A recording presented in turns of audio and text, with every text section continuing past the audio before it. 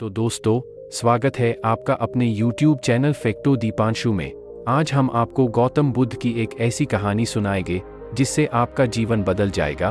तो दोस्तों, एक बार की बात है, एक दिन गौतम बुद्ध अपने शिष्यों के साथ एकदम शांत बैठे हुए थे। उन्हें इस प्रकार बैठे हुए देख शिष्य चिंतित हुए कि कहीं वह अस्वस्थ तो नहीं है।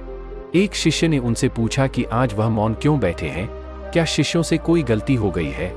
इसी बीच एक अन्य शिष्य ने पूछा कि क्या वह अस्वस्थ हैं, पर बुद्ध मौन रहे। तभी कुछ दूर खड़ा व्यक्ति जोर से चिल्लाया, आज मुझे सभा में बैठने की अनुमति क्यों नहीं दी गई है। बुद्ध आंखें बंद करके ध्यान मग्न हो गए। वह व्यक्ति फिर से चिल्लाया, मुझे प्रवेश की अनुमति क्यों नहीं मिली। इसी बीच एक उदार शिष्य ने उसका पक्ष लेते हुए कहा कि उसे सभा में आने की अनुमति प्रदान की जा। बुद्ध ने आंखें खोली और बोले, नहीं, वह अछूत है, उसे आज्ञा नहीं दी जा सकती। यह सुनकर शिष्यों को बड़ा आश्चर्य हुआ। बुद्ध उनके मन का भाव समझ गए और बोले, हाँ, वह अछूत है। इस पर कई शिष्य बोले, हमारे आश्रम में जात पात का कोई भेद ही नहीं, फिर वह अछूत कैसे हो गया।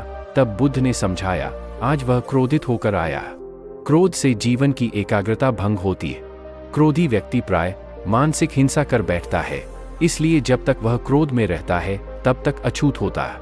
इसलिए उसे कुछ समय एकांत में खड़े रहना चाहिए। क्रोधित शिष्य भी बुद्ध की बातें सुन रहा था। पश्चाताप की अग्नि में तप कर वह समझ चुका था कि अहिंसा ही मनुष्य का महान कर्तव्य व परम धर्म है। वह बुद्ध के चरणों में गिर पड़ा और कभी क्रोध न करने का प्रण लिए।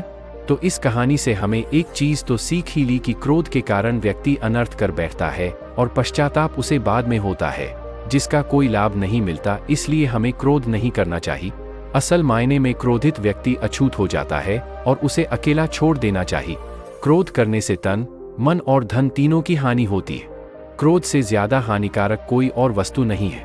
अगर दोस्तों आपको ये कहानी अच्छी लगी तो वीडियो को लाइक करें और चैनल को भी सब्सक्राइब करें ऐसी और कहानियों को सुनने के लिए।